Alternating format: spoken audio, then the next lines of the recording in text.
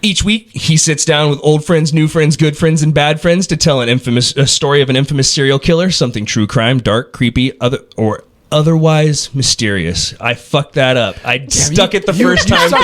You got nervous. I got inside my head. Let's run it back. I got inside my head. You got this, bro. Actually, No way. Oh my god. No way. Oh my god.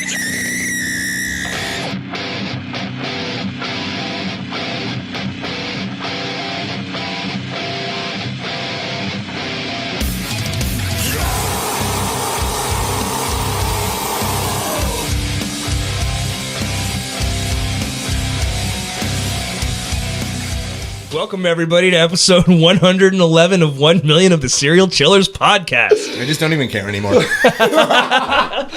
Oh, shit. I'm not Jesse, I'm Greg, and I've got Jesse with me. How's it going over there, Jesse? That's not me. Still not good at it. I'm trying, man. I'm trying. God damn it. Oh, It's been a night. God. It's been a night. It has been a night. It's been a night. It's been a night. It's been a night. It's been a fucking night. But it's going to be fun. It's a night of firsts. It's a night of firsts and seconds. My first time actually like hosting an episode. Bobby, you're here. Yes. Great to have you back. Thanks so much. Alex, you're here for the first time, for the second time.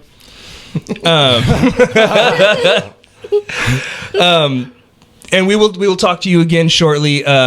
Most of you know how the show works, but let me explain it for anybody that doesn't. Each week, he sits down with old friends, new friends, good friends, and bad friends to tell the story of an infamous serial killer, something true crime, dark, creepy, unsolved, or otherwise mysterious.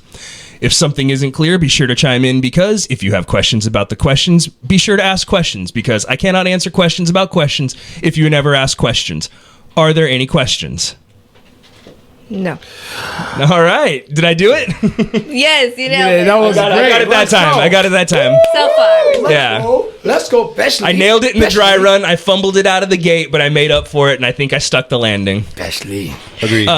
Then welcome to and let's play the Serial Chillers podcast. Let's go. Let's get it. All right, we've made some jokes about it being the second time that we've had to do this. We've done this before where we don't hit record. I didn't hit record. We didn't hit record. So we have two answers. We didn't get very far this time, but Bobby again clutched it, saved the day. Yes. So We're having a good time. Honestly, if it wasn't for Jesse, Having a good time. I fucked up the recording. today's story. Tell me, have you heard of the Roswell Incident? yes. Yeah, you've heard of it. Yeah. It's all familiar. Only a little No bit, though, way. the first part. Yeah. No way. No, I need to know more. Okay, question number one. In what year Oh, yeah. did the Roswell Incident occur? Did I get there? Damn. Oh my. Oh, we did it. So we already did this question. Bobby whiffed it and said that changed my mood real 1963. Alex was a lot closer with 1950. She got the 250 points. Woo! So Taking that one, congratulations. We'll also, because we're doing this Jeopardy style, we'll knock out a little bit of business. If you want to look for us, find us on Instagram and TikTok at Serial Chillers Podcast. Find us on YouTube at Serial Chillers Podcast. You can look up the Threadless store. There's stickers. There's Patreon donation page. There's Discord. There's P.O. Box. There's website. Go to serialchillerspod.com. Everything is there. Everything is there. You can. Everything is there. Yeah, the Discord's dope. Everybody's fun. Everybody has a good time. If you want to send us stuff, P.O. Box 1229, Clovis, California 93613. If you're going to send us bombs and drugs and poisons, address them to me. If you're going to send us like nice and kind things, address them to Jesse. I want some of the drugs too, just to be clear. No. I mean like the bad stuff. The bad Okay. Yeah. If you're going to send us fun stuff, you can address it to both or him or whatever. Alex, welcome to the show for the first time. It's a pleasure to be here. Yeah, tell everybody where they can find you. Alex Calisthenics 7. I'm a personal trainer, and this is my boyfriend Bobby. That's why I'm here, and these are his friends, and I feel cool, and Yeah. Oh, you should. We are not cool. Yeah, definitely not cool, but we're I like- mean, They're cool to me. We're like dorky mid-30s dudes doing a serial killer podcast. But thank you and welcome. Well, I like the podcast. I've listened to a lot of your guys' podcasts because of Bobby and I enjoy it. So I know others enjoy it. I throw it on in the car and she has to watch. she's got I just drive really It's fast so she exciting. can't jump out, too. It's exciting. No, I really No, she enjoy loves it. Well, we appreciate Yeah, that you guys are very funny. much and welcome. Thank you. You know me. I'm Hardcore B3R. You can check me out on every social media possible, but to get to the easiest, fastest way, you can check out my Twitch, which is XB3RX, or my Instagram, which is __ B3R_. So it's probably going to have a B3R somewhere in it if it's related to me. So thank you. All right. Thank you. Welcome. I'm glad you guys are both here. This is going to be fun again. So we've talked a little about the Roswell crash, but we're going to run back through some of this stuff. It occurred July 2nd, 1947. It was a major incident, really gathered the attention and spawned an entire legend. A lot of people's entire professional careers and sometimes their personal lives have kind of hinged on this event. Pretty much everybody involved is in it to make some money for themselves. They're out there to make a buck, which hard to be mad at that. So, yeah, but That's called America, buddy. Yeah, It's like history Capitalism repeating in its itself finest. again. but my beef with everybody trying to make a buck out of this is that it kind of sullies it muddies the waters. Yeah. Because it's people who are putting themselves in it who weren't in it, who are like, yeah, I saw it. I was there picking up debris with Mac Brazel, and you're like, what? So, What? yeah, no, that'll make sense. Trust me, you'll get it. That's what I saw. And it just makes researching the topic more difficult because it's hard to put together something cohesive because you have one chain of events here, one chain of events here, and one chain of events here. None of them line up. Yeah. So, best as we can tell, the timeline of the Roswell incident, I've kind of got all that in here, but we're going to start with Operation Mogul or Project Mogul. Operation Mogul was a U.S. Army operation in conjunction with NYU or New York University, where they used high-altitude balloons for the purpose of intelligence gathering. It ran from early 1947 to 1949. Question number 2. What was attached to the high-altitude balloons? Was it A, still photo cameras, B, video cameras, C, microphones, or D, battery-powered radar dishes? Well, I originally had said A. Still photo cameras, which is a great guess. Yes. That's what I would have guessed. 100%. And it makes sense because that's the technology of the time. Well, I saw some pictures, that in my head that are from that Roswell stuff, and I remember seeing like aerial pictures, and I just thought maybe. Yeah, You want to know why I chose microphones? I do. Because if you're gonna be sneaky, you're gonna do it the right way. Yeah, you want to listen in. You want to spy the right way. I'm with that. I'm with that. So I'm Operation checking the room for microphones. Operation Mogul actually did use microphones to detect atmospheric sound waves to listen for nuclear explosions from Russia, which is again we briefly about it. We were terrified of Russia. We were so scared of Russia after World War II because the event has a name. Yeah, The Red Scare. The Red Scare, the Cold War, and like there was a whole like Reds yeah, under the bed Reds. thing where they would Senator Joseph McCarthy would encourage people to turn in their neighbors that they suspected of being communists. It was like a huge thing. Like it was if you thought your neighbor was a commie, you like called the government. Hey, I got a commie living next door. There was a So show on many FX called The Karens. Americans, and it's about Russians being in America. That's some at that- Salem witch trial shit. It really was, and it shows you how easy it is to stoke people up and get them into a frenzy because why not? Yeah. So yeah, it could detect the Operation Mogul or Project Mogul could detect sound waves from Russian nuclear tests. Nuclear tests are actually, believe it or not, really fucking bad for the Earth. It does shit that can't be still don't undone believe you. for at least not for a long time. Al Gore said it, dude. Yeah. I'm not here to preach, but I will say literally every spot on the Earth has some trace amounts of radiation from atmospheric or nuclear tests. But seriously, it is insane how much of this story is done directly because of Russia or the fear of Russia or like the pissing contest we were in that was just called the Cold War. Basically, they relied on the lack of atmospheric pressure to capture the sound waves, and the balloons had to maintain a specific altitude for them to work, which meant that they needed pressure regulators and other equipment to maintain that altitude. So it's not like it's just a balloon floating up there. It has all kinds of gizmos and gears and shit. Oh, shit. Yeah. They do it right, you know? Yeah, and Imagine the R&D for that. Balloon, pop. Shit, okay. Like- balloon with this, pop, but then this, balloon. Okay, well, how do we power, and then... from 1945 to 1946, that's what the tax dollars went to, my guy. Because this is a government program from 1947 to 1949. That's legit what they did. That's science, man. That's military science, baby. Holy, that's crazy. I won't get us too far off track, but Bobby, at one point, the government funded time and space traveling via telepathy. So later designs of the balloons were made of a polyethylene plastic, and they had some like mylar on them to be reflective. Yeah. On July 4th, 1947, a mogul balloon from NYU-4 launched and crashed in the New Mexico desert. According to the RAAF, or Roswell Army Air Force, this was part of the Roswell crash conspiracy. However, on July 2nd, a pilot over Oregon reported seeing something strange. He said he saw 9 discs flying across the sky. He made his report, and it was fairly wholly dismissed. He was flying. He said he saw 9 objects that he determined to be little discs flying across the sky, and reported it to the FAA and all this stuff, and they were just like, nah, that's you're crazy. Not a thing. Think about it. It's 1947. People don't have UFO on the brain yet. You know what I mean?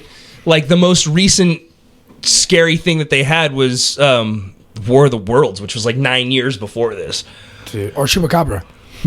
I mean, Chupacabra's been around forever. Forever, dude. And he is terrifying. So according to an Army official report, Roswell Fact or Fiction, there were 16 UFO sightings from May 17th through July 12th, 1947, though the number could be as high as 800 from the same report. So, great consistency there. Yeah.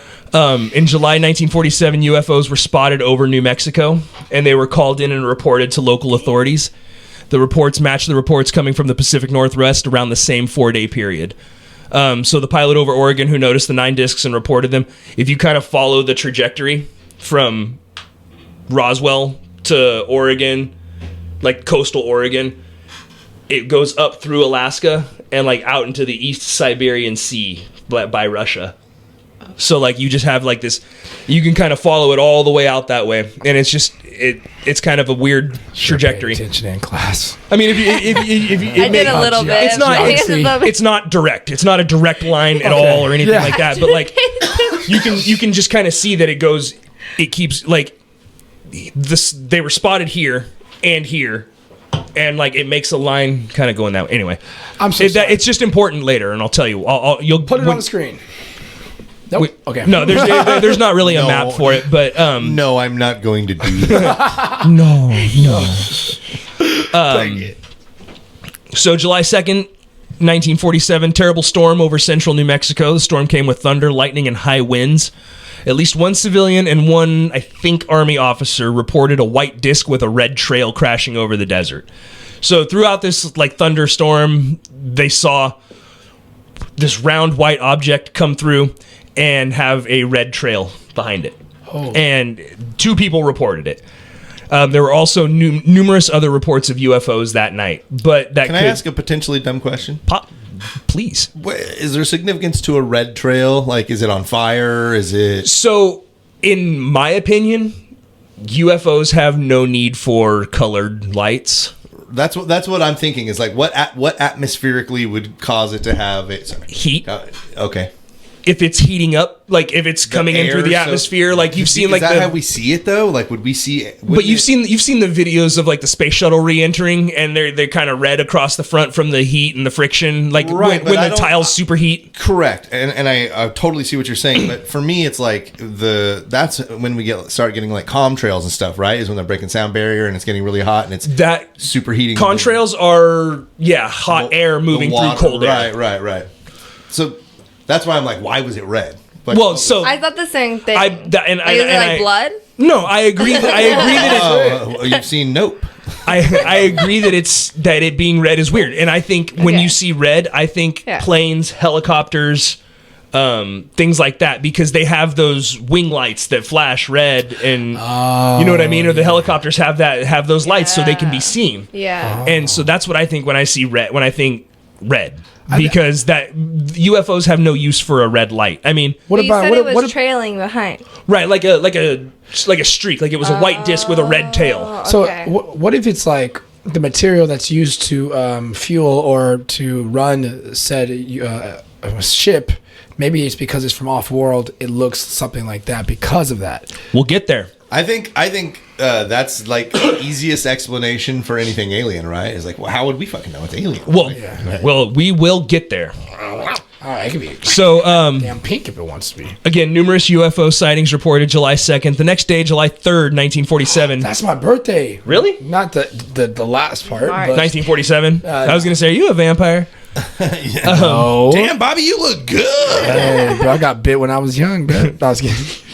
July 3rd, 1947, Mac Brazel and his neighbor, the young D. Proctor, were out moving sheep over to feed. Mac was a farmhand in the New Mexico desert. Dude, I forgot how good all the names in the Roswell Incident are. Mac Brazel and D. Proctor are such good names. I mean, there's a lot of good names in this they're one. amazing Yeah. fake names. Catchy. If you were like, if you were gonna check into a hotel from like on now an all on cash Mac Proctor. basis, yeah, what's your name? Mac Brazel. So. I'd be like, what? There used to be an NFL player named Frank Zombo. Dude. And I'm like, that sounds like he made it up on the spot. Like, he showed up to the combine and they were like, what's your name? And he was like, Frank. And they were like, Frank what? And he was like, Frank Zombo.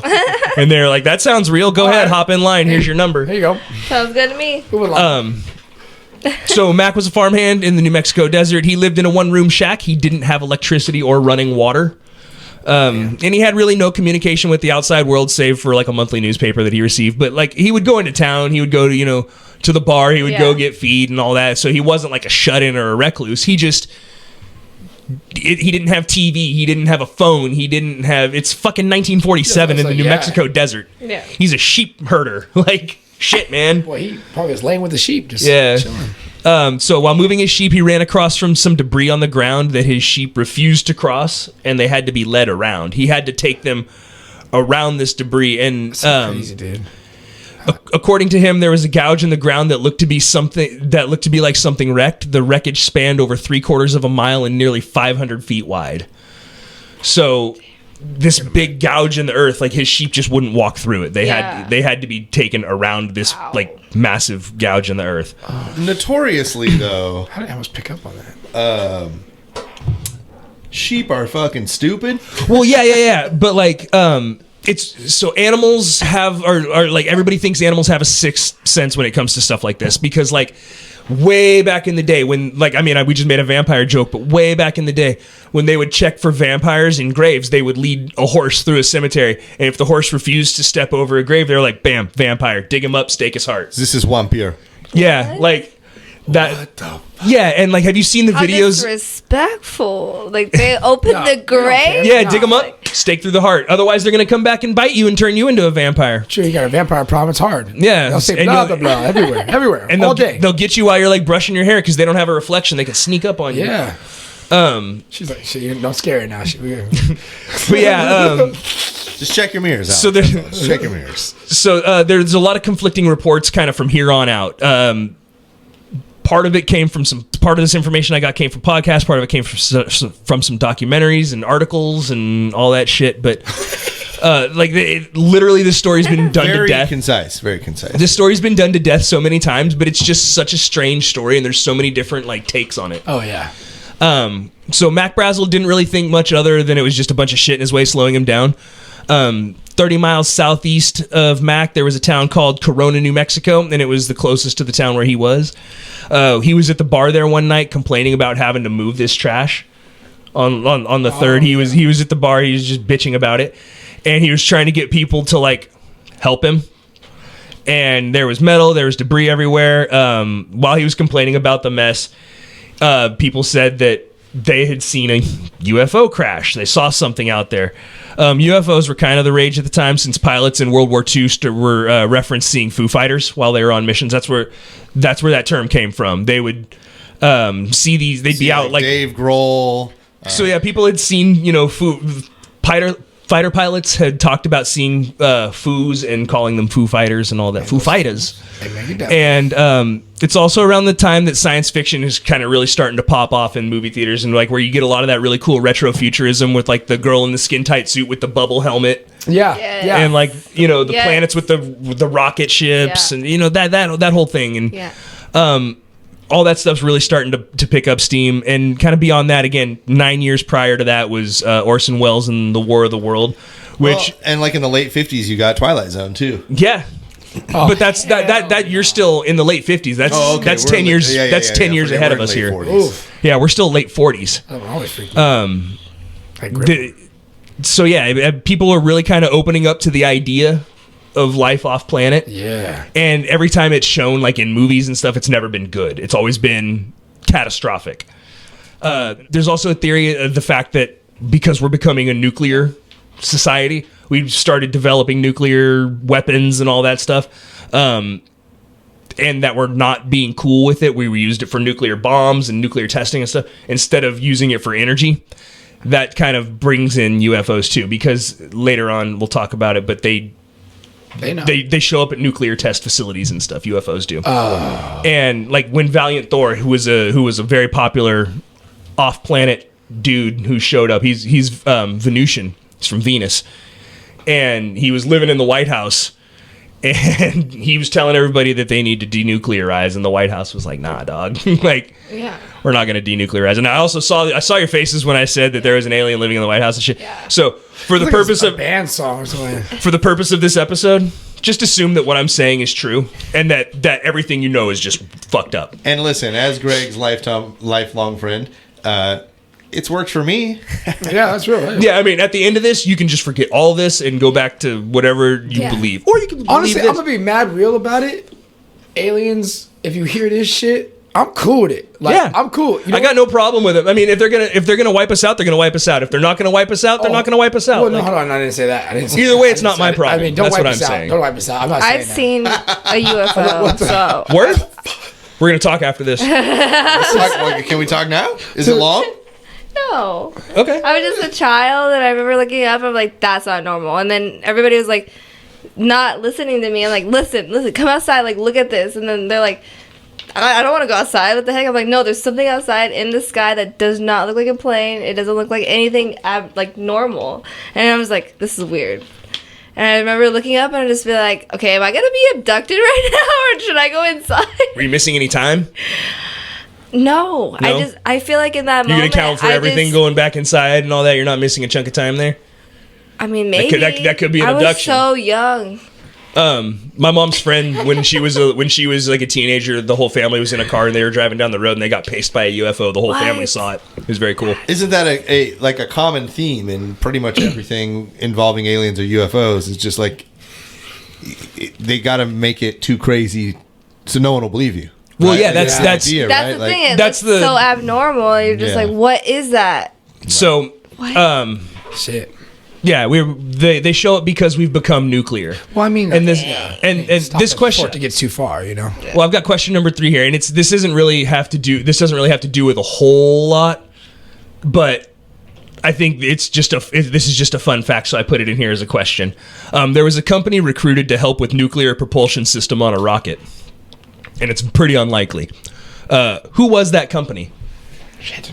Was it A, Coca-Cola, B, PepsiCo, C, Nestle, or D, Mars Inc., the candy company who makes M&Ms? This is a fun one. Because all of them seem super unlikely. Yeah, they're all food and beverage companies. Yeah. I know what I want it to be. There's 2 that I want it to be. What would you like them to be? I'll let them answer. You guys got your answers? I got my answer, yeah. Either of the soda ones, like, check out this rocket! Well, what do you got? I got Pepsi. Pepsi? What do you got? I put A because Coca-Cola? I assume they have the most money. Well, they were here for a long time. I might have fucked up. All right, well, so Coca-Cola was recruited by the CIA and the Air Force at one point to come up with a device that fit the back of a rocket that would essentially drop tiny nuclear bombs like a vending machine to propel a rocket through space at it high makes speed. sense. Yeah, I'm not I cuddling totally tonight. believe So it. you're absolutely crushing this right now, and I'm loving it. What the fuck? I'd fucking try hard at this shit. Yeah, this Try is harder, bro. yeah, dude. I'm loving this right We're now. not cuddling tonight. So tell me why'd you pick Coke? What'd you say? Just because I assume that Coca-Cola has the most money. That's like old money. My Yeah, mom, that's my real mom deal. would drink like a pack of Pepsi a day, and I'd be like, "Mom, why are you drinking Pepsi? Like Coca-Cola is way better." Yeah, She's like, "I don't know. I got addicted to it. Like I just assume Coca-Cola has a lot of money." they do. They absolutely do. Check it out. And they were like I said, they were recruited by the CIA, and basically what they wanted to do was make this. They wanted to use their vending machine design to dispense nuclear bombs that would roll out of the back of this rocket and explode to propel the rocket forward. Makes kinda sense. cool as Totally shit. makes sense. That's cool as shit. It's a very cool fucking idea. It But made me look at vending machines a lot differently now. right, just think about that thing dropping a nuclear bomb out of there. A vending machine for villains. I'd like to make a vending machine that sells vending machines. It had to be real fucking big. Rest in peace, Mitch. So there have been many reports of UAP or unidentified aerial phenomena from nuclear bases near Roswell in the same state and in the neighboring state. Is that new nomenclature? UAP is what everybody wants to refer to it now as unidentified aerial phenomena. But I used it in this sense because they don't know what it is, but it's something that was behaving unlike a flying object. So like in one instance they were launching a test rocket and it had a nuclear payload, and as it started to launch, a UFO showed up and like flew around it and hit it with beams of light from different angles and then flew away, and the rocket just fell out of the sky. Good shit, aliens. Right, which is So high technology, like. but think about this. You've got a rocket launching. You've got all that propulsion. This thing's fucking moving. It's not like it's Yeah. just chilling on the launch pad. This thing's in the air and on its way out. Yeah. And this UFO was like zip, zip, zip, zip, zip, zip, and then took off, and this thing went...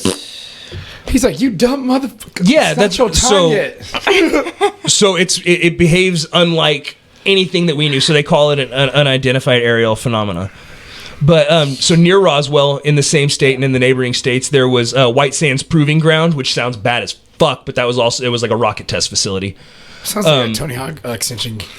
Los Alamos Rocket Labs, See? which was also pretty fucking cool. They make a lot of rockets there. That's so sick. And Half pipe there too. and the Roswell Army Air Force Base, the only nuclear-ready battalion in the country at the time, and the home of the Enola Gay, who dropped the first nuclear bomb used in combat. So all these things, the rocket facilities, the test facilities, all that stuff's drawing in UFO energy because it's doing shit, and they're allegedly interested. So that's the theory behind that. People in the bar informed Mac that there was a $3,000 reward for any debris from the wreckage, which seems odd to me that they knew that there was like wreckage, and it was on his property in the middle of nowhere. How did people know that there was wreckage and that they wanted debris, and how did the word get out like that? So I think some of this is a little shady, but again, everybody's trying to make money and putting their own spin on it. So Mac thought it over, gathered up some of the wreckage, and made a trip into the sheriff in Roswell, the closest town with a sheriff, again, 30 miles away. He met Sheriff George Wilcox, and Wilcox was less than thrilled about this guy just bringing a bunch of trash into his office. He's like, what the fuck? That'd be me. Yeah, this guy just comes in with a box full of garbage, and he's like, hey man, something crashed on my property and my sheep won't go around it. What the... Here. The dumpster, you must... Yeah, so George Wilcox was less than thrilled about the trash brought into his office by Mac, but reluctantly made the call to Roswell Army Airfield and talked to Major Jesse Marcel. Yo. So now the feds are involved. That's my name. Yeah. And that's the guy that you see on the screen right there, in the bottom left corner. That's him holding some of the debris. He's my uncle. It's just same name, uncle. Same first name, uncle. That's who I'm named after. So yeah, now that the feds are involved, Major Marcel reported to his commanding officer, Colonel William Butch Blanchard, and Butch advised Marcel to gather someone from the counterintelligence corps, proceed to the ranch with Brazel, and bring back as much of the wreckage that could be loaded into their 2 vehicles. So he said, get out there, grab all that shit, and bring it all back. Yeah. Something interesting about this shit. Well, what fucks me up is they have no idea what this is. Yeah. It could be a nuclear bomb from another country that didn't go off. Like, they know nothing. No risk, no reward, baby. Well, you know that, okay, you ever had that feeling? Go big or go home, etc. Something just makes you want to dig more deeper. You know what I mean? If something's off, like you know that feeling whenever you go into a room and you don't know anybody in the room, but something just feels like Your intuition. yeah, So if I'm... yeah. That shit is. I think it should be... This seems like more than intuition, though. This seems like common sense. Okay. If you are at the Roswell Army Air Force Base, the only nuclear-ready battalion in the country, and something crash lands 30 miles outside of your fence, Yeah. you'd think somebody would be like, hey, let's go lock that down and take a look. Yeah. Not pick up 2 carloads of shit and bring it back. And 30 miles from thousands of miles away is like, oh, damn, just missed. Yeah. You know? Like, shucks. Yeah. We were off a fraction of a degree. Yeah, next time, Yeah. we'll get them. So, yeah, these guys couldn't give an explanation for the debris they found. It was tiny I-beams, like around 3/8 of an inch thick, and they were light, like balsa wood, but really strong. Like, you know, balsa wood where they make those little toy airplanes out of, and it's like that really thin, like popsicle stick kind of wood. Yep. That's balsa wood. Oh shit. And so it was light like that, but it was strong. They were trying to bend it. They were trying to break it. They tried to like smash it, and it wouldn't break. It's like logs. There were thin metal sheets, and they would crumple them up, Wow. like Mylar, Yeah. and they would crumple it up and then put it on a flat surface, and it would just return back to its original shape. It even like looked like liquid mercury when retaking its shape, so it would kind of like nanotech. right. That's insane. At one point, some feds showed up to retrieve some debris and from a family, and all the men had it in a pot on a stove and were trying to boil it down. And That's stupid. yeah, so Sounds like they were trying to make meth. a lot of people. Well, it is New Mexico. I know shots fired at New Mexico, but that's coming from Fresno. You're like New Mexico is like Fresno's little brother when it comes to meth. Like, you ain't gonna do anything we haven't They done did already. a whole TV show about it. Yeah. Insane. So yeah, a lot of people had debris from the wreckage because it wasn't closed off. Like, before they didn't know what it was, so it wasn't secured. So people were going out there and just like taking stuff, like taking souvenirs. What the? And they're just like wandering and be like, oh, look at this, and take that. Like, you don't know what the fuck it is. Yeah, like why? Bring it back into your crashed, home? man. Like, leave it. Yeah. And if it forms back into some shit you've never seen before, nah. Yeah, it doesn't behave like anything you've ever seen before because Like- you've never seen Terminator, Yeah, or it's a blob out by this time. right? It's a blob. How is the- 1947, I believe so. Yeah, the blob, dude. You take it home, and all of a sudden you start hearing this song, and it's like, I am a transformer, robots in disguise. Autobots roll. Every time it transforms, it goes. So basically, it's not so much that these guys couldn't give an explanation, or that they wouldn't give an explanation for what they were seeing, but they couldn't give an explanation. Yeah. Okay. They didn't know what this stuff was. Major Marcel delivered the debris he found to his superiors and was asked to set it down and then redirected to another room to show the exact coordinates on a map. So he walks in, he was like, hey, I've got the stuff you want to see. The guy was like, great, put it there, go in there and show me on the map where it was. And he was like, all right, do it. So he set it down, he went in there. He was like, right here on the map, this is where it was. They go back in, and he was like, that's not the same box of shit that I brought in. And they were like, yeah, it is. That's your box of shit that you brought in. And he's like, no, that's like wood and tinfoil and shit. And they were like, no, that's what you brought in. That's yeah. All right, leave. So, Damn. The original alien gaslight. So when he returned to the office, he brought the box. He found that the box he'd brought with him had been switched out with another box containing string, mylar, scotch tape, balsa wood, aluminum foil, and some rope. He said it could have worked. Basically, this could have worked if his children hadn't seen the debris either, because he took it home before he took it back to the base. And Like he took it home and he was away like, with it too if it weren't for you meddling kids. He woke his kids up and he woke his wife up and he was like, "Yo, I've got some shit and you guys need to see this." Yeah. And so he brought it in for his kids to like handle and look at. And I'm like, Your kids are fucked for the rest of your life. right? Put it in your mouths, guys. It doesn't have a weird taste. Enjoy super cancer. Don't talk to strangers, but pick up random stuff. Right. And cancer about it, bro. You don't want that. His kid described it. He's basically an adult by the time this documentary came out, but he described it as like a thin I-beam with weird writing on the back, like alien writing on the back, and like it was like it was a silver beam, and it had a white stripe on the back, and it had like purple alien glyphs on That it. might just be from Wakanda. Sick. Well, so don't jump ahead in the story, man. Hey, So what was in the box was basically now just a weather balloon. In fact, So you're saying there's a chance. so the Roswell Army Airfield, through Walter Hott, issued a statement to the press that they captured a flying saucer on a ranch in the Roswell region, and that's a legit. Like that paper got printed and went out, Holy and shit. the Associated Press picked it up and it went out again a bunch of times. So a bunch of people saw this headline, and Say it again. What was the headline? I lost my spot. I froze Greg. They captured a flying saucer on a ranch in the Roswell region. Okay, thank you. And then the subheadline read, "No detail on flying disc given." So, Dang. yeah, the information went out on the teletype, broadcast by Frank Joyce of KGFL, who interviewed others involved in the story years later. So, like years down the road, he was like, "Hey, you were involved," and they were like, "Yeah." So he interviewed him for spots on the radio and holy stuff. shit. Basically, what this means is that they either one had something the likes of which they'd never seen before, because they were like, "Yeah, this is a fucking UFO. It's a flying saucer."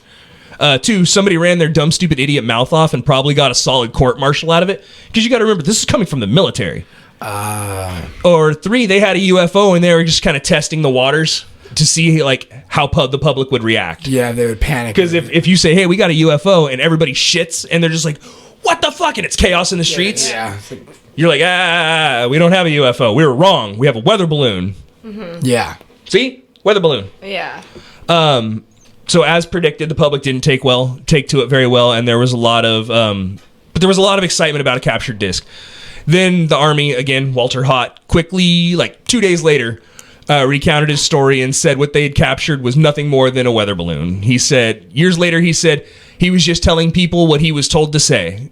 Like, as an old man, they interviewed him, and he was like, "Yeah, they told me to say it was a disc, so I told them it was a disc. They told me to say it was a weather balloon, so I told them it was a weather balloon." He's like, "I'm in the Army. I take orders.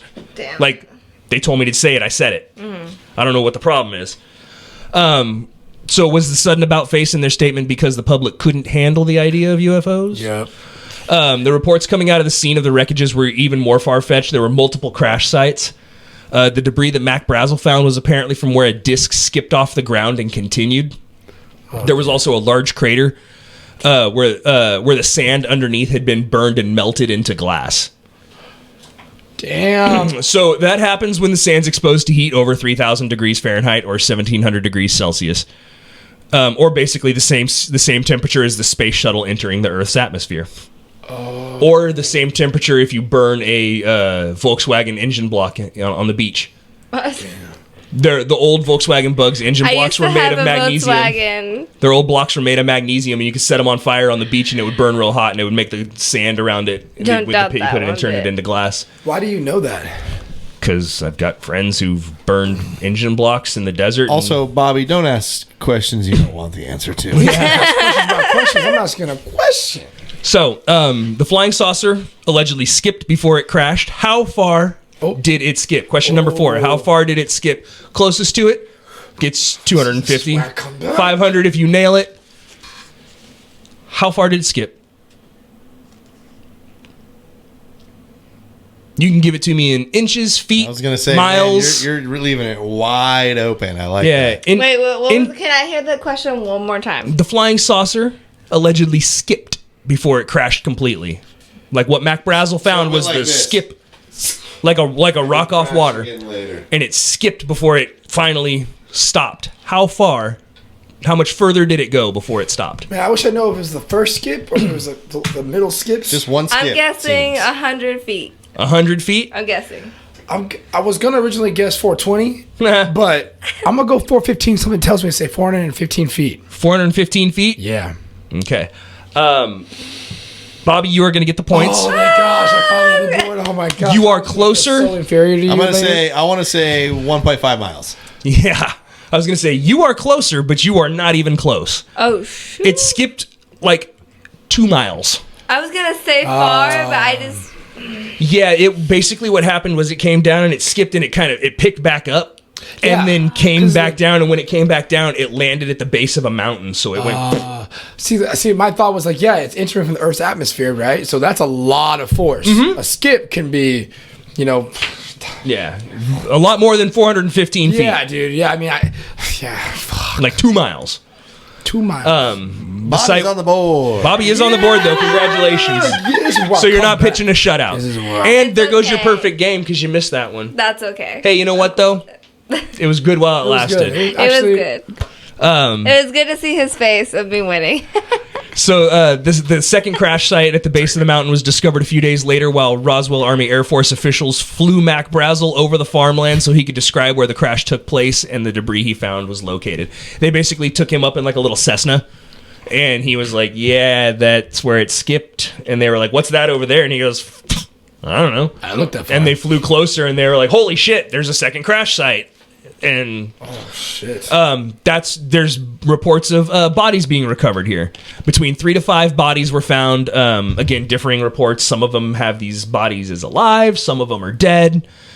The bodies were between 3 and 4 feet high, each weighing around 40 pounds. They had large heads with sunken, oversized, almond-shaped eyes, 4 fingers and long, thin arms. They appeared to be nude, but were actually wearing a thin, tight-fitting suit, according to a former counterintelligence officer.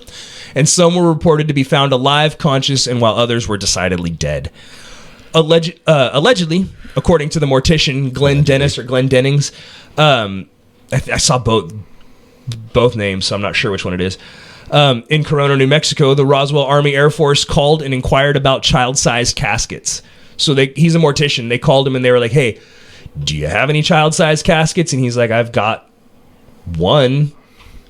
It's not a lot. Doesn't happen a lot. Yeah. Or I think he had 2. And he was like, I've got 2. And they were like, cool. How long will it take you to get 4 more? And he was like, I could get them, I guess. And they were like, good, go ahead and order those because we're going to need them. And they got to be airtight. We want them hermetically sealed. And he was like, okay. Sir, do you have any zombie kids that you're... Yeah, so it was what murder am I joining in now? Wendy's. Yeah. I mean, it kind of fucked him up, but he was like, yeah, that's... I do have those caskets. So he got more. Basically, again, the story splits from here. Some say that the bodies were buried.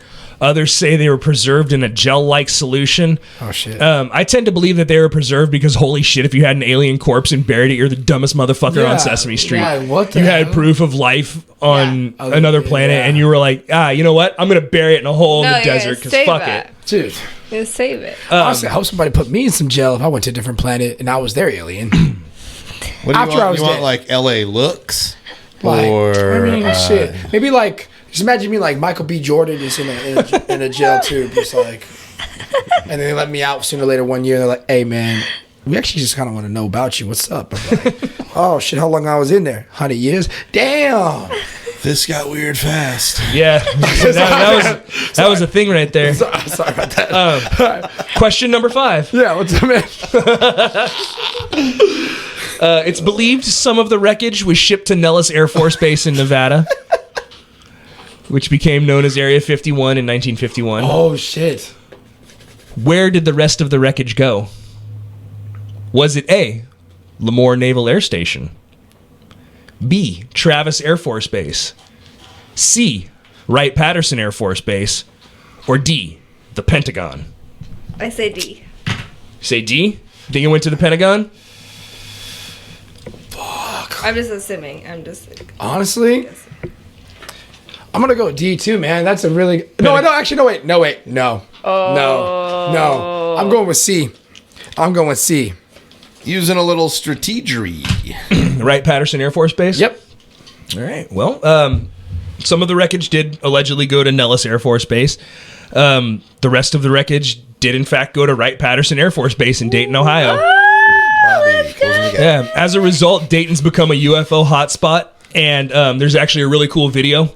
So there, I don't know how much of this I'm going to keep in the show, but there's this thing called the Black Knight satellite that orbits Earth, and people think it's a spaceship, and it's this like kind of a tombstone-looking thing, and it has a little step down. Oh, nice! But it's just like it's big like that, and it has a little step down. It's just satellite that orbits Earth. Oh shit! Nobody knows what it is. Huge, fucking huge. But there was looks cool too. There was a video on the Dayton News of a UFO over Wright-Patterson Air Force Base, and it looks like the Black Knight satellite. Which I just thought... You think maybe just copied its form? To the radiation. Well, I was going to say there's UFO parts allegedly being worked on there at Wright-Patterson. So maybe they've been using the technology for ourselves to make some stuff. Yep. That's tight. That's tight. I mean, hey, if it breaks down or anything, it's but a flesh wound. Well, so depending on who you believe, we got a lot of technology from this UFO. Oh yeah, these crash. phones are definitely aliens. So the bodies were shipped to the 8th Air Force headquarters in Fort Worth, Texas, and that's where we believe the cover-up of the UFOs really began. And it didn't stop there. As is typical with a government cover-up, they disseminate false information to the public, and what this does is create a cloudy and convoluted timeline for the events, and it makes any individual involved hard to trust because of the conflicting stories. Yeah. So what they'll do is they'll tell you, like, they compartmentalize. So if we were all working on one UFO project, and I'm in charge, you only know what you need to know to get your job done. You only know what you need to know to get your job done, and he only knows what he needs to know to get his job done. If I hear anything from the outside, I know where it came from because you don't know it. You don't know what he knows, and so on and so forth. So that's how they track that stuff back. And then they make you seem crazy to the public, fire you. Or they'll do like letters when stuff gets leaked.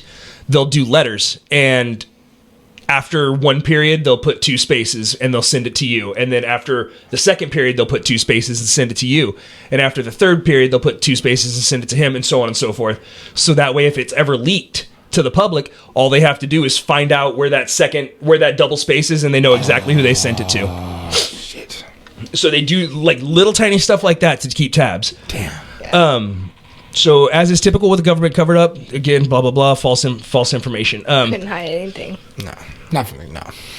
If we actually recovered a downed UFO and the initial press release is true, that's huge. It seems to make sense that the person in charge gave the information that he had at the time, and he was actually doing his duty to report as best and accurate as he could. And then somebody farther up was like, ah! And he was like, shit, yeah, you're right, my bad. Whatever you say. It doesn't seem too far out of line for intelligent life to be out there. It lends credibility to guys like Bob Lazar, who've banked everything they've got on believing that Area 51 is the home to reverse engineered UFOs. Bob claims to have worked at a secret facility inside Area 51, and he had a whole documentary done about him. He's been on the news since the 80s and all this stuff. He said it was a hangar behind a large rock door on the side of a mountain miles into the Nevada desert. Question number 6. What was the name of the location that Bob Lazar worked at? I feel like I've seen that in Austin Powers or something. Was it Area 52, Area 51A, S4, or SDA EFM, which means Special Designated Area Experimental Flying Machines? It's fucking military, dude. Yeah. You know there's acronyms for everything. That's true. But so I'm getting some gut feelings here. I'm gonna say C. Damn it, I said C too. Yeah. Hey, you both scored points. Yep. Yeah, it is called S4. Bob Lazar worked at possible. He worked at S4 and alleges that his job was to reverse engineer technology found in and recovered from UFO crashes. Good job, baby. Let's go. Good job. He was recruited from his job at Los Alamos because he gained attention by putting a rocket engine on his car. He had like a shitty Civic hatchback or something and legit strapped a jet engine to the top of it. And that was, and it got it put in the newspaper and all this shit. Did it actually work for him? Yeah, he drove it to work and shit. Like, it wasn't like he didn't have to use the jet engine, but like he was showing people I could. Yeah. So I'll blast out of here, bro. Go 88 real quick. Yeah. Basically, after he did that, he got some attention. People were like, "Holy shit, this guy's pretty smart." Yeah. He had a degree and all this stuff when they looked into him. So basically, he said his head was bagged and he was flown to a location unknown, an unknown location, unloaded and driven some more. They only showed him where he was when it was clear it couldn't be determined from the surroundings.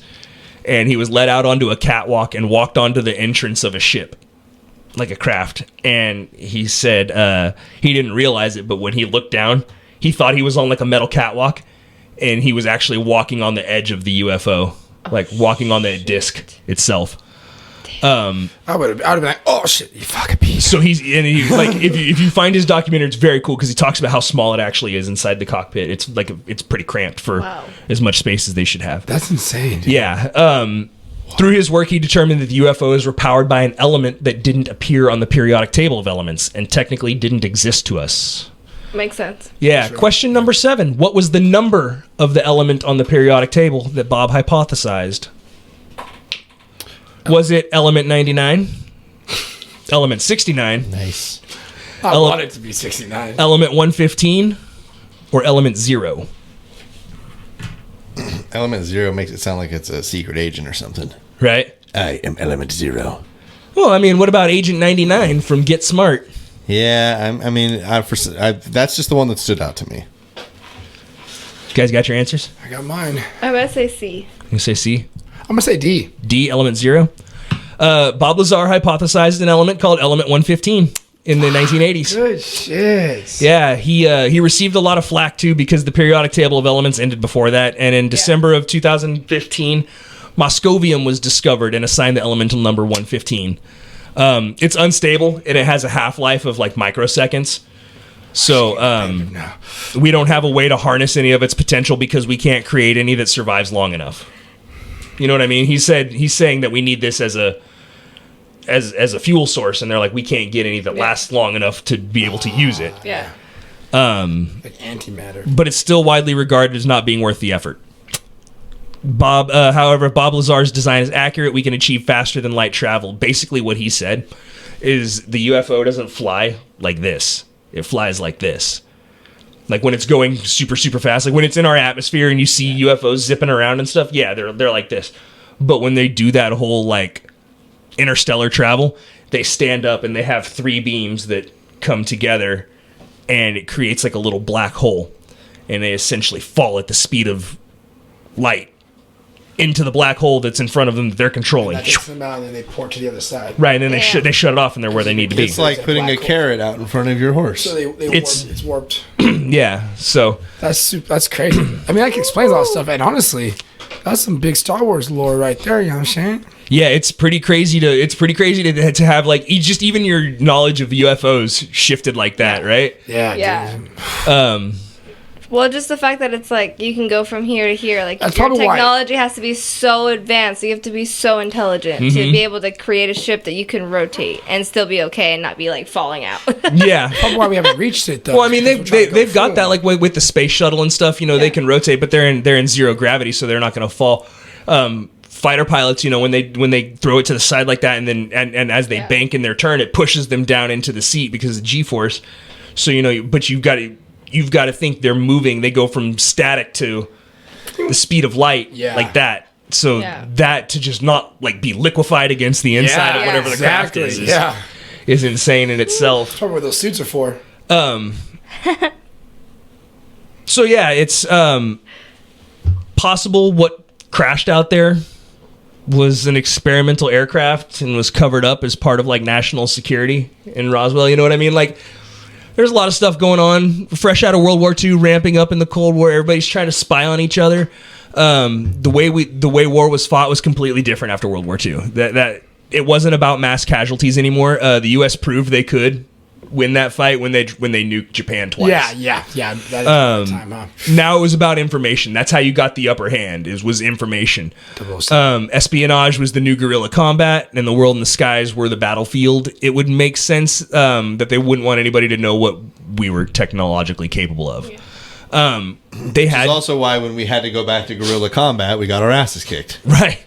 So at the time they were working on things like this is well before the U-2 spy plane, but they had the U-2 spy plane which flew at 90,000 feet, and it flew so high and it flew so fast that you could look down at the ground and it would be going by faster than a mile a second. And they had So that is quite fast. there was another one that they wanted to put a gun on that flew faster. And then they were like, we need to put it, fucking, of course, it's U.S. Air Force, so like put a gun on it. Yeah. And it flew so fast that you couldn't target. shoot the bullets because They they would wouldn't go back. It's a force of, because it flew faster than the bullets did, so it would shoot and it wouldn't leave the chamber. because it's traveling alongside inside of it. Dude, the United States put a gun so big on a plane that if they shoot it continuously for too long, the plane stalls because it slows the plane down. What if they rubbed the plane's engine with cheetah blood? It makes it run faster. It absolutely makes it run faster. This is the science we should have been doing. Yeah. This is the science. Isn't that what Fry suggested that they do on the Futurama? Yeah, when Bender gets shot out. Yeah. Going fast. He's like, well, what if we rub the ship's engines with in cheetah blood? You know that's not how it works. You love Bender. So yeah, it also could have just been a weather balloon. You know, they've got the pressure regulators up there, giving and taking and all that. Who knows? Shun the skeptic. Shun the non-believer. This statement is, or that the fact that it's a weather balloon supported by the Army outright saying it's a weather balloon. It's also supported by the documentary in the beginning that I mentioned, Roswell Fact or Fiction. In that report, the U.S. Army details the use of weather balloons during this time and the volume in which they were deployed. Between 2 and 20 weather balloons were deployed daily from Roswell Army Air Force Base. Oh, shit. There was also the detailing of Project Mogul. Project Mogul, again, we talked about the spy. You know, just up to 6,000 balloons this year. Yeah. I have a deathbed confession from somebody who claimed to be involved in all this. Basically, he worked at Area 51.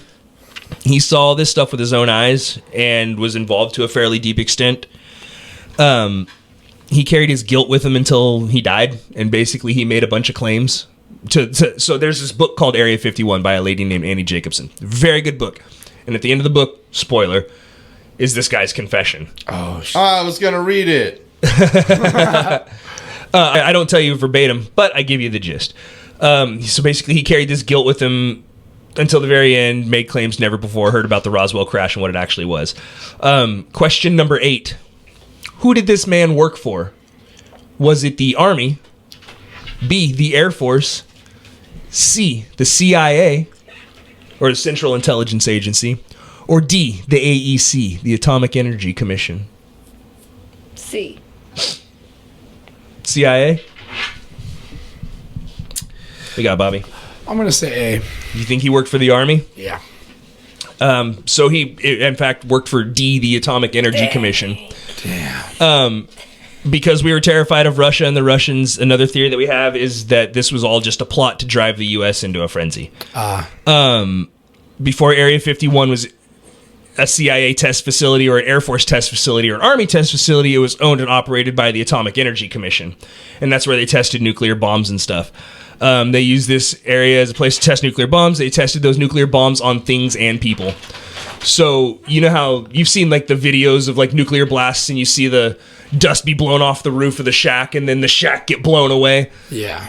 Or like Nuketown on Call of Duty. So they built towns like that and they would do that. They would drop nukes and see how much damage it would do to the average American household or the average American, and then they had mannequins in them and stuff like that. They would test all that. Well, they also had guys who would like sit certain distances. They'd be like, okay, we have these 5 different shades of welding shades. You know what I mean? Like we have all these different darknesses. Everybody gets one. You guys sit in groups of 5. Everybody gets one of each shade.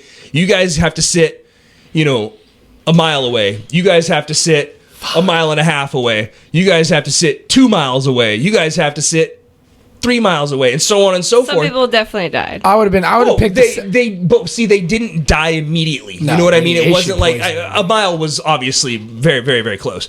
But they didn't die immediately. What these guys did was end up getting cancer and dying from that down the road because of the mass amounts of radiation these guys were exposed to. I would want to be like during the one of farthest. During one of the nuclear tests on Bikini Atoll, the guy one of the scientists didn't have his shades on.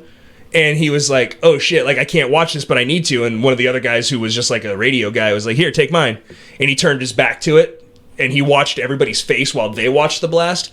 He said there was so much X-ray radiation in the air that he could see through everybody's skin. For like a flash, he could see the bones in their face and their teeth and everything.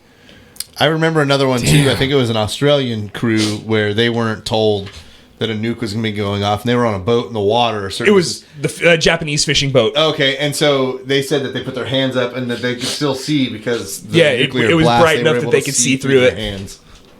Yeah, that Japanese fishing crew. Pretty much all of them died from radiation poisoning. Wow. Yeah, makes sense. I wouldn't pick that job. Yeah, it's super fucked up that the amount of testing that we did. Like we blasted and pulverized coral reef. Like a mile wide column of water and pulverized coral dust shot up thousands of feet into the air. Like a mile wide, 7 miles high. Damn. Yeah, fucking of just pure destruction. Damn. No wonder the aliens are pissed. And then they were like, "Oh, let's take it to space." Right. And then, I mean, that's not even. And then that doesn't even include the ones that have been done in the atmosphere and stuff. Not okay. Hey, so you guys were destroying your planet for a while. We were chilling, but when you start throwing that shit in space, dude, like right. Yeah, and then they were examined after all these tests to see what kind of effects the nuclear blast had on their body. They'd be asked to, get their temperature taken and get their eyes and their ears checked and all this stuff. So. According to an unnamed source who worked for the Atomic Energy Commission in 1947, it wasn't a UFO that crashed at all. We thought it was. Initially, we treated it like it was initially. We attempted to study what we found initially.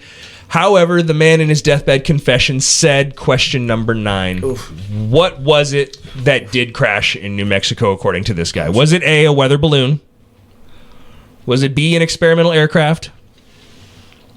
Was it C, a UFO, baby? Or D, Russian drone packed with surgically altered special needs children? I mean, I told you I'm softballing some in there.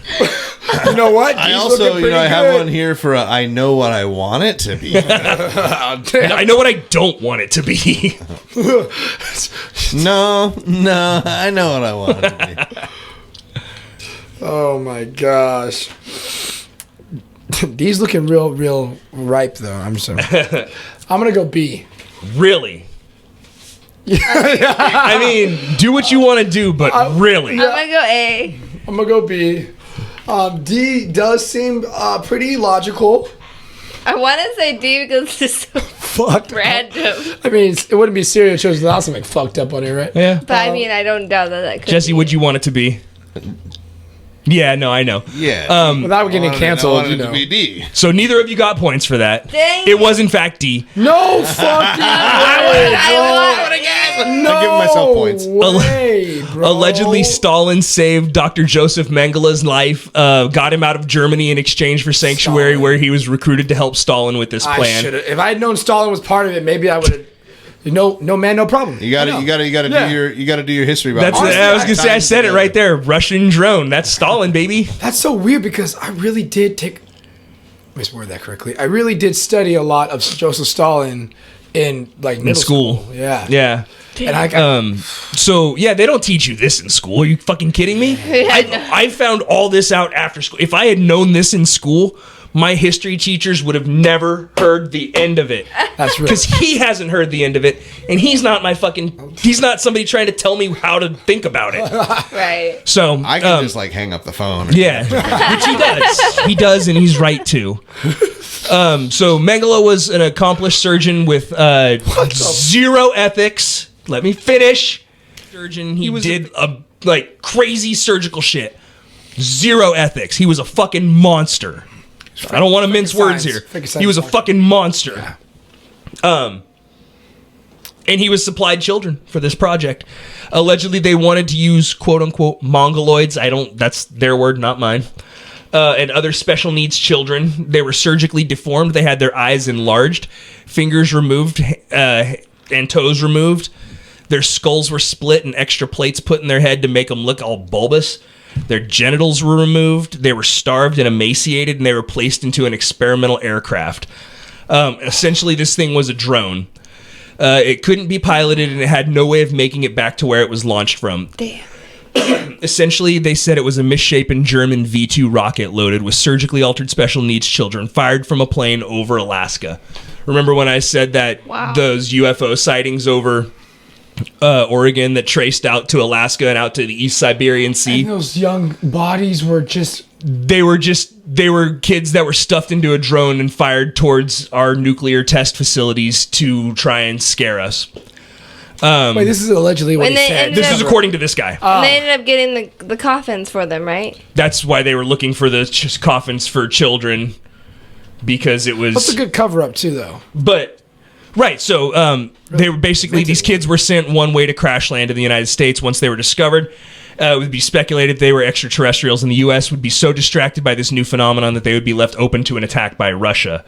Wow. Russia was banking on a War of the Worlds type situation where a bunch of people freaked out about it, forgetting that the reaction to that whole situation was grossly overstated. Like, when you hear about the War of the Worlds and everybody freaking out and melting down, it sounds like it was a national thing and everybody just shit. In reality, it was like small isolated pockets of people who didn't hear the beginning of the episode where they said, this is an audio drama. So, question number 10. There was some evidence found amongst the crash that led us to believe it was the Russians. What was that evidence? Was it A, a Russian flag inside the wreckage? Motherland! B, Ashley. bottles of vodka? C, bits of those little furry hats? Or D, Russian writing on the inside of the wreckage? I know it. I know what I I think I knew what I thought before you even said anything. B. You think it's B, bottles of vodka? They just found some crushed think- vodka bottles in there? Detective pas la Alex bleu. wants to say that it's C, but just knowing Russians, I think it's B. Привет.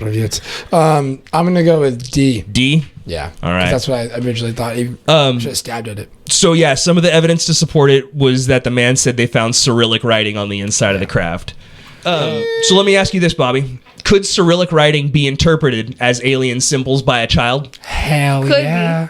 The kid who saw the Hell debris with the Cyrillic on the inside and just was like, oh no, that's alien. No disrespect, but that's what I thought like Japanese and Chinese kanji was at first. I mean, it's yeah. when you're a child and you have no frame of reference Yeah. for any of that, Yeah. it's absolutely 100%. It's foreign. especially when you're like, oh, it's your dad's like, just check out this weird crash stuff I found. Yeah, especially if it's like even just like a out of city type of man who's grown there in that one little pocket himself, coming into an adulthood, he could still not knowing any Russian or anything. Well, he never had to question it in his head because that's what it was when he saw it. There was never like could it have been this? But it doesn't explain the rematerializing stuff. No, absolutely. It doesn't explain all of it. Nothing in this story explains all of it. Yeah, But all of it explains some of it. unsolved. Which is what's so fucking frustrating about this.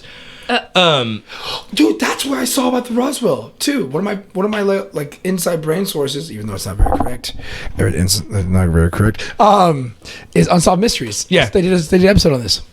Very likely, I think they did.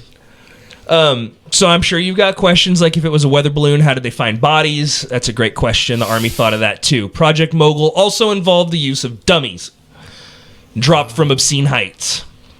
It's also rumored that they used people for these tests, but they were provided parachutes. So they would just like send people up or dummies up with these weather balloons, and when they would pop and come down, these dummies would come down with the balloon. Dummies. Or people. You're probably also wondering what's the point of covering it up? Everyone thinks we found aliens. Like, why still lie about it? If you really believe that, try talking seriously to literally anybody about aliens. Because most people don't want to give it the time of day. Well, If you it's scary as shit, dude. Yeah. It's like, if you ask them, do you believe in aliens? Most people will just kind of dance around the answer. I mean, Oh yeah. They or won't vague. commit. They won't commit to a yes Yeah, or no. vague, They'll be like, vague. anything's possible. You're like, yeah, anything is possible. What do you think? Yeah. they're like, I What don't have know. you seen? What have you experienced? Yeah, So you're but- saying it's a cop out when I say statistically there has to be, right? No, I mean, what do you believe though? Yeah, statistically there has to be, right? Sidestep an answer. That's fine. So yeah, it's honestly it's because for years through disinformation, counterintelligence, and all that stuff, people who spoke openly, incredibly about UFOs were silenced or made to seem like they were crazy. Yep. Nobody wants to be thought of crazy, so they keep their damn mouth shut.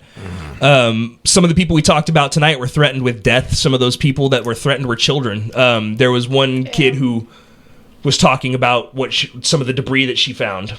And basically, this guy threatened her like a movie villain. He had a baseball bat. He's a military guy, and he's got a baseball bat, and he's just kind of like... And he was like, there's a lot of holes in the desert. Oh, shit. And it's like a little girl. She's like, holes? Yeah. Sir, I don't even get that. I'm just telling you what I saw. I like Shia LaBeouf too. So the deathbed confession from the member of the Atomic Energy Commission could have been a last-ditch effort to make people think it was the Russians instead of aliens. He could have been a lifer with them and been like, nah, they'll buy this because it's a deathbed confession, but we'll use this to as the nail in the coffin for the fake story. Like, so and who then knows? Maybe his family gets paid off really well, and they're really supportive. Literally in this situation, anything is possible. Yeah. And I feel like the people who come out and speak about their experiences are and the things they saw are sometimes more credible than the big faceless entities like the alphabet soup that is our intelligence agencies and stuff. Because you get somebody who's attaching their name to this, especially like guys like Bob Lazar in the 80s who literally just got drugged through the mud. You know what I mean? He put his name out there and was like, yeah, dude, I saw this. I did this work. These are things that happened. And people were like, dude, you're fucking full of shit. Yeah. And his whole past was erased. Damn. All of his schooling's been removed. None of the schools have any record of him attending it except one person who has a phone book of people who were in his class, and Bob Lazar's name is in there. That's the only thing. It's like a directory, and that's it. That's the only evidence that he was at this location at this time. Oh, damn. Transcripts, gone. All that. His time at Los Alamos with the rocket on the car, gone. Doesn't exist. All this stuff, gone. Interesting. Yeah. I mean, he got the last laugh. We know about it now. It's because he went out and he was speaking publicly about S4 and Area 51. So he and got stuff. killed? No. Because he made himself too publicly known to be killed. Yeah. So what I mean? Next is you make him seem discreditable. Right. So exactly. They cut your legs out from underneath you so that you have. They're like, I went to MIT and graduated with a doctorate in physics. No, you didn't. And they're like, really? Let's see your degree. And you're like, well, I had it in a storage facility. It was broken into. Yeah. And they're like, okay, cool. Get your transcripts from the school. Well, the school says I don't exist. Sure, buddy. And that's literally, yes. Dang. And then you go insane hearing that shit. He also, he described some security measures that they had there where it was a fingerprint scanner and all this stuff. And he described the box and what it looks like and how it works and how long it took and everything. And then years later, some stuff came out about this working and about this being a thing. So he was able to accurately describe some inner workings of this facility. Damn. Which is what we use on our iPhones. Thumbprint scanners and all that. But these people are really putting their neck on the line in hopes that just somebody somewhere believes them. Yeah. Does this kind of change the way you guys feel about aliens and the government and stuff? It kind of just reaffirms me because I've been feeling a certain type of way. That's fair. You know what I mean? Honestly, I think a lot of the movies, shows, stuff like that is also kind of like a light, soft entry to let the public be okay a little bit more about it. And it's actually done well for me. So that's called predictive programming, where they plant ideas in movies and stuff like that and then ease you into stuff. Which is cool because I actually would rather get that. And be honest with you, I'd rather get that than being abruptly told that these motherfuckers did this and they were here at the Mayan times and this, that, blah, blah, blah, blah. Like the Anunnaki and shit. Yeah, you know what I'm saying? So I'd rather just oh, you know what? Yeah, because ultimately, if I do leave planet and I go to someone else's planet, I am an alien. Yeah.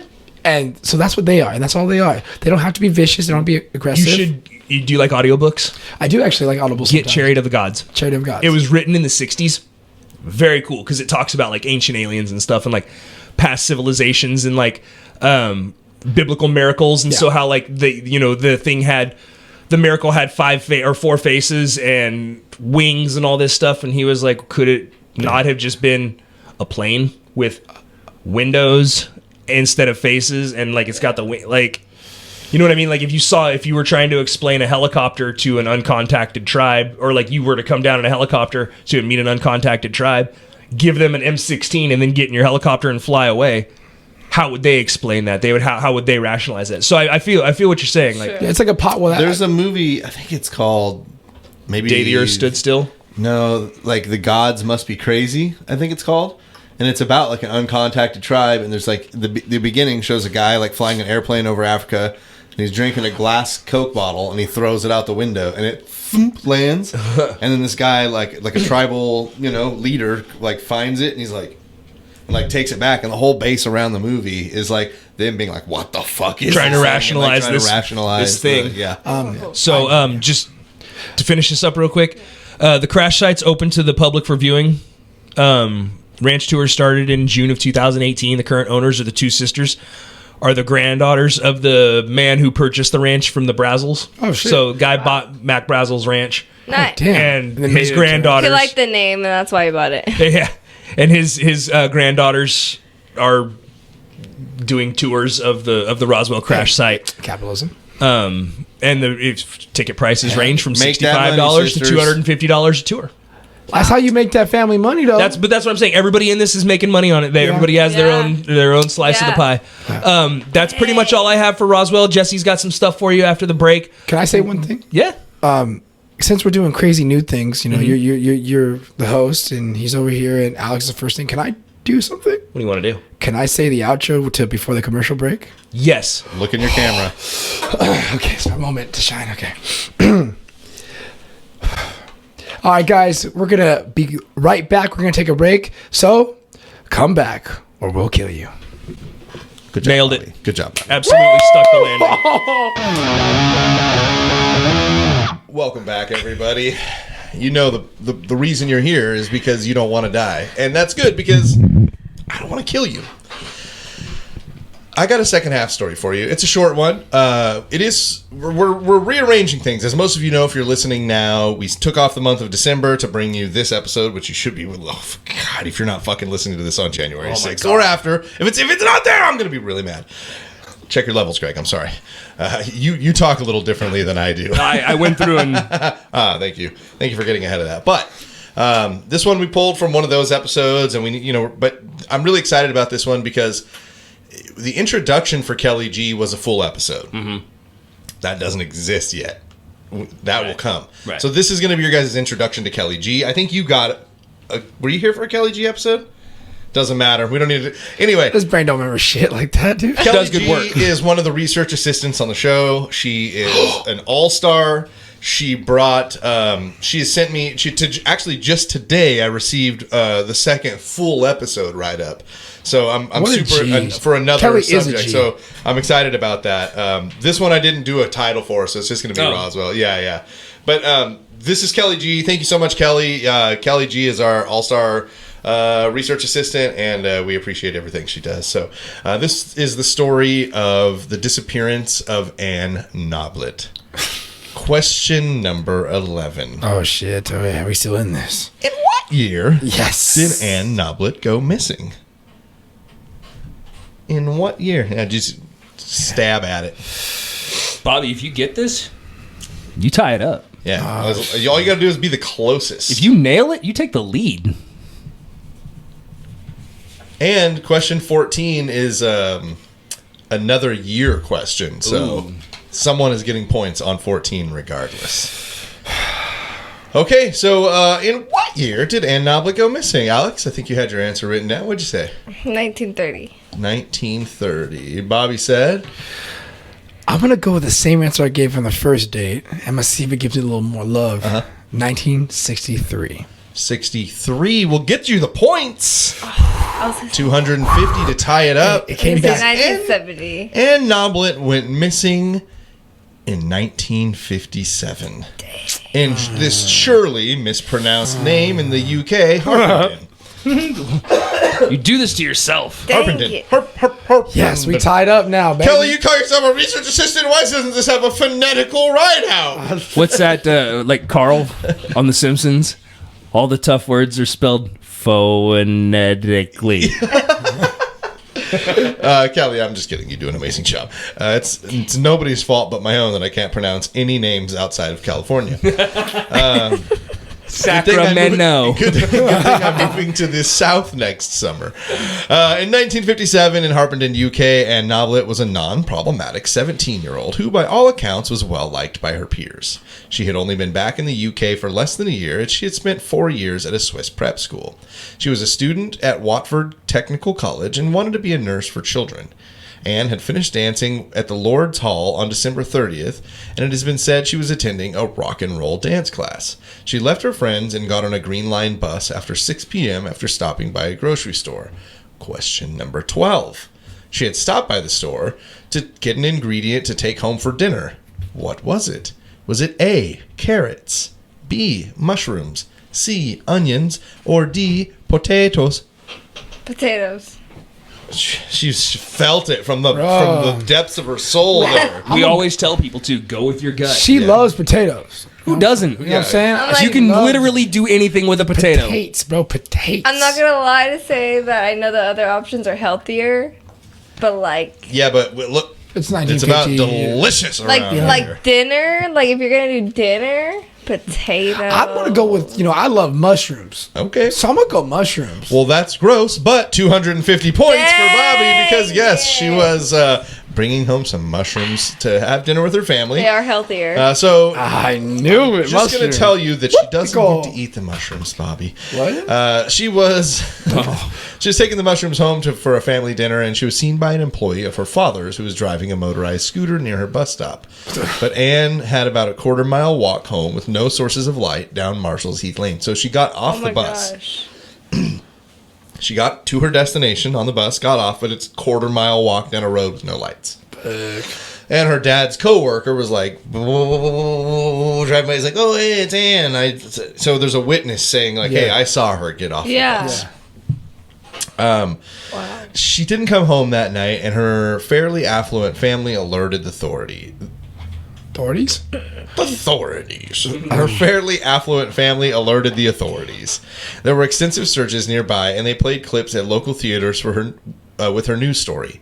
Thousands of people searched, including an organized effort, including soldiers on New Year's Eve. Police did door-to-door fact-finding, and thousands of people gave statements to no avail. On January 31st, 1958, she was found in a Rose Grove wood by a man walking with his teenage brother and dog. She was lying on her back, fully clothed with her glasses and her hands folded on her chest. What the? Question number 13. How far from her last known location was she found? Is it A, 4 to 7 miles, B, 2 to 500 feet, C, 1 to 3 miles, or D, 4 to 600 yards? 4 to 7 miles, 2 to 500 A. feet, 1 to 3 miles, or 4 to 600 yards? Hold on, just so we're clear, this took place in the UK. In the UK. Why are we doing everything in Imperial? Damn. Freedom units, baby! I just wanted to make sure. I say A. Because I don't know them. I'm raised here. I'm not saying I don't. I mean, like, I do know them. Siri tells me all the time. What I they know are. of them. Okay, what do you guys got your answers? Yes. I say I went with C. C and A. So Alex says 4 to 7 miles. Bobby says 1 to 3 miles. So far away, right? Yeah, pretty far away. Give Alex 250 points Yes. because she was found 4 to 7 miles, depending on source. That's why I made every answer a range. 4 to 7 miles away from where she was taken. It is assumed that she was taken near her bus stop almost immediately after she got off the bus. There were signs of sexual assault, and she was dressed, but her glasses were slightly askew, and some items of clothing were backwards, indicating she didn't dress herself. Damn. It was said that the place she was found was 2 miles outside of the extent of the search. So the search of thousands of people only went out to 2 miles from where she was. Yeah. The pathologist, Francis Camps, found that in Anne's stomach were the same, the contents of her stomach were the same as the day she had last been seen. So like her family said, oh yeah, you know, she had this for breakfast this day, she was wearing this. She was killed that same day. Yeah, so when they find her and they do an autopsy, they see that. So you know that it contents happened of that her day. She stomach- stopped digesting and everything. Yeah. Damn.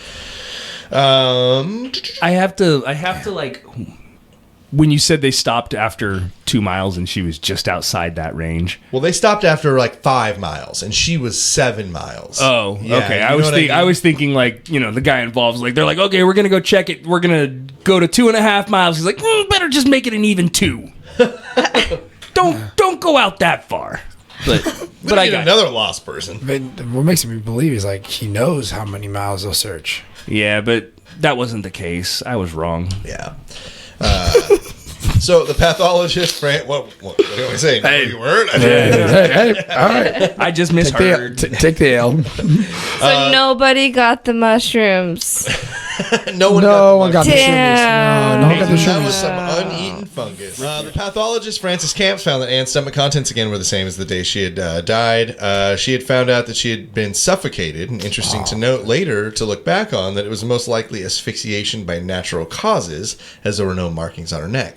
So asphyxiation by natural causes, like a panic attack, or like something like Asthma attack, or carbon monoxide poisoning, anything like that, where there wasn't strain on your throat taking your air away, but there was some event in your body that caused that. It was planned. It was definitely planned. Yeah, I think there was something planned, and I think it got out of hand. Like she had an asthma attack or a panic attack while being attacked, and it was like, it was like. The guy was like, I was just going to rape her, and she died, too. Yeah. What the hell, Like, it was...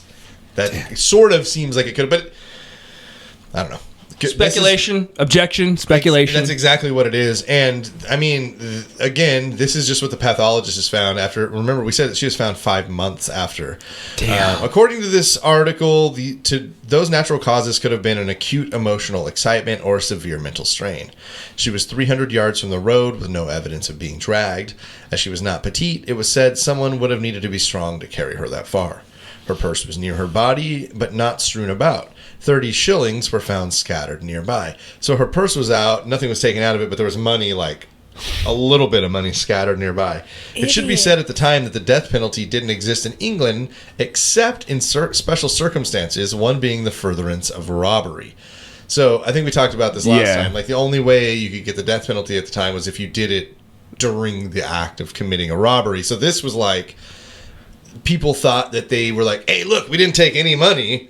We just did the kill. So it was like someone's way of covering their ass of not getting the death penalty was to leave some money behind. Like, I didn't even rob her, but she didn't have any to begin with. There's no way they're gonna believe it. I had 30 shillings was actually mine. I just wanted to make sure you guys knew. Now I'm in the hole.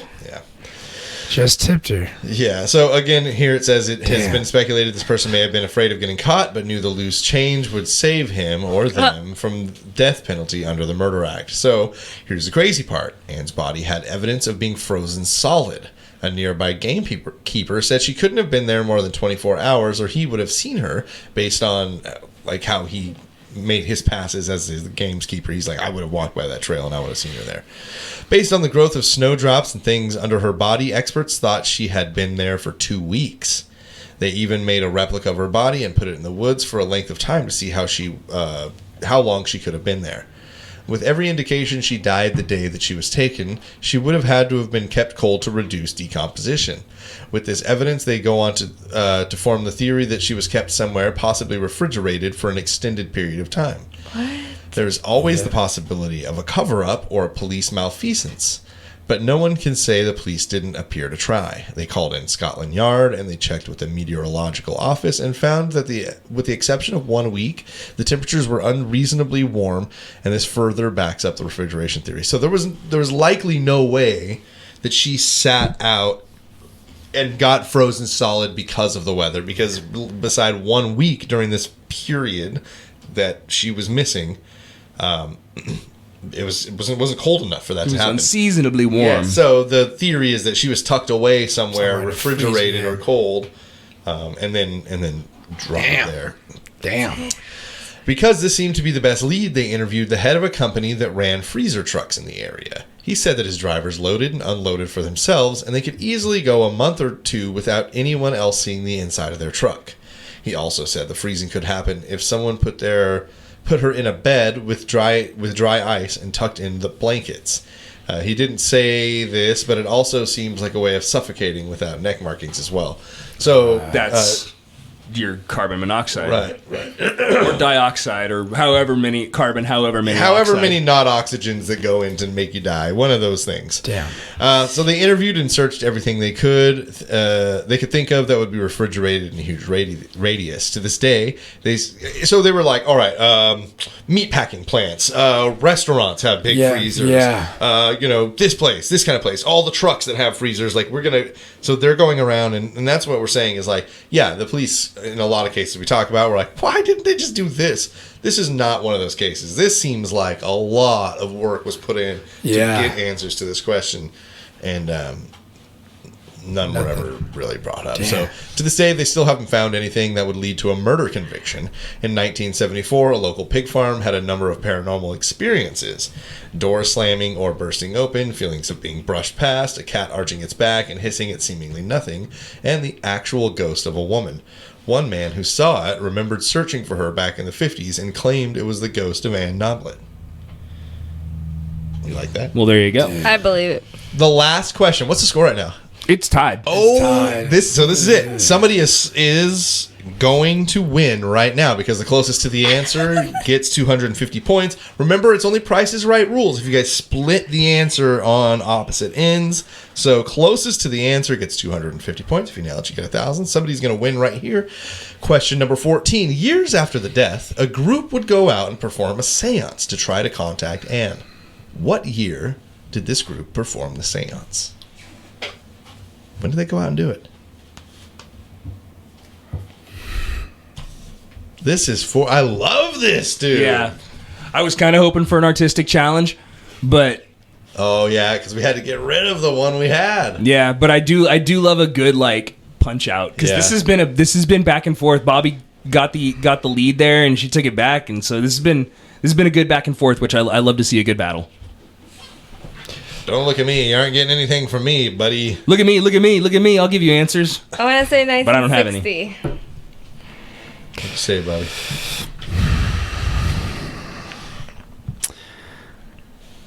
1983. Give Bobby 250 points. There it is. The win, because around the year 2002, a group went out to Marshall's Heath Lane and performed a seance. They claimed to make contact with Anne, and they alleged that she gave them the name of her murderer, a man that lived in Whipsnade. You know what's funny? Is Whipsnade. look at my paper, and it actually says 1993, because I was like, I feel like they probably filmed it for a TV show. You know what I mean? And I don't know. So far as I know, it's just a group of people that wanted to try to, like, it had gone so long without any information coming out about it that they were like, fuck, we gotta get something going here. That was a crazy game. So I heard that too. A little bit more about the story, and then we'll get you guys out of here, and we'll get you your victory lap. What? So in all the years since, some of the only rumors surrounding possible witness statements are as follows. Someone may have seen brake lights on Marshall's Heath Lane. Someone might have seen a black car near where she was found. A strong-looking man in a car near where she was found is also reported as being seen. A middle-aged man with horn-rimmed glasses may have been seen near where she was found. I feel like every crime committed in the 50s was a middle-aged man with horn-rimmed glasses. Yeah, that's because that was every man in the 50s. The only person ever arrested surrounding this murder was a guy named Walter Nunn, who prank called the Noblet family and the family of the man who found her. Like, what a fucking asshole this guy is. Dude, right? So Walter Nunn had made some menacing calls and generally just wasted the police's time. Yeah. He was checked out and cleared of the murder. On January 5th, 1958, a young woman named Mary Creek was also murdered getting off of a bus. She was found in a ditch the next day, unfrozen, and her murder was never solved. She was beaten, so that's another difference between the cases, but they could be connected because they were so nearby in time and location.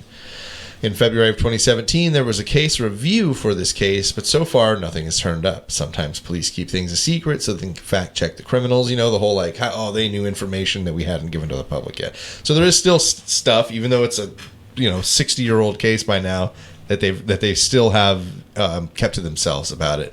So it's like, to me, I'm like, just fucking give it now. Let people help. You haven't been able to do it for 60 years. I know that it's crowdsource this shit. Yeah, I mean... Yeah. Web sleuths have solved a lot of crimes, man. How many podcasts have gone out and solved murders? A lot? It's. I Tell you I right wouldn't now, say a you're lot, not but going to get that from us. It's more than one. No, yeah. Damn. I'm using this show for research. Don't.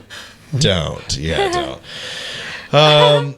So one of the pieces of information that some people believe that the police know is that they know where she was murdered. They say that they believe that they're aware of only 2 people that it could have been, and 2 people who had put her body where it was found less than a day before she was found. Also, apparently, a man known to Anne was questioned multiple times by police, but nothing has led to charges. With more than 65 years since her death, we are unfortunately no closer to finding out what happened to Anne. Damn. Real quick, Rest the in peace, bibliography Anne. for this one is the Watford Observer, strange.co.blogspot.com, reasonedcrimechronicle.com, thejournalnews.com, bbc.com/news, flickr.com for some of the because Kelly G rocks, she references things with photographs to make sure that they're correct. TrueCrimeLibrary.com and UnsolvedMurders.co.uk. So, boom. Thank you, Kelly G, for that. Yeah, thank you, G. Bobby, Kelly G. you took the W today. How's it feel, man? Honestly, I was on the edge of my seat. I honestly, I thought she was gonna beat me, dude. I thought she was gonna destroy me here. It was a battle. Honestly, and that would have been okay. I would have had to, take my L. But I'm definitely, I just love the excitement of the game, and You're definitely seasoned. I am definitely seasoned. Seasoned. So see how the win doesn't You'll even be feel back. like fully. You'll be back. Yay! Yeah. Redemption. Okay, redemption, or maybe take somebody Got it else out. You know what I'm next saying? Maybe I keep my W. No, sounds good. No, but thank you so much, man. It was awesome. Absolutely. Alex, anything you want to throw out there at the end here? I had a good time. Yeah. And they were really interesting to know all the extra details, and to answer your question about the aliens, it did change a little bit just to do more research on it because I'm still curious. It's surprising sometimes how much information there is on stuff that you like. Yeah, I was you going don't to say think too much about. Yeah. Alec has computers worth of documents he can send you. Yeah, I was going to say I have all kinds of stuff, but this is we today just barely scratched the Yeah, surface. it's like Yeah, exactly. This is monumental, by the way. Yeah, exactly. Yeah. Mo's doing Mo- some she was stuff. being so nice to us. She's finally friends with Mo. Yes. Make sure to check us on the Instamediagrams.